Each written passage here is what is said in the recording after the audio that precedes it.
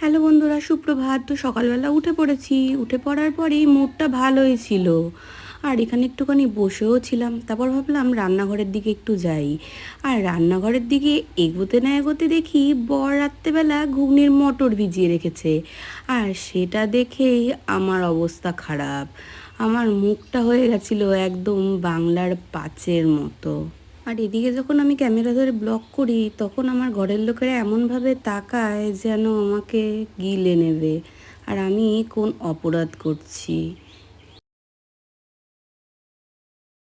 আর এদিকে দুজন মহিলা ভ্যানে করে গাছপালা নিয়ে যাচ্ছিল, আর আমি ওদেরকে ক্যাপচার করে ফেলেছিলাম। আর ওরা বুঝে গেছিলো যে আমি ফোনে ওদেরকে তুলছি, তাই ওরা লাস্টে বলেই ফেললো, তুমি কি আমাদের ভিডিও করছি? এদিকে দেখো আমার ঘুগনি প্রায় শেষ। আর এদিকে আমার ঘুগনি নিয়ে আমি রেডি। তো দেখা হচ্ছে নেক্সট ব্লগ।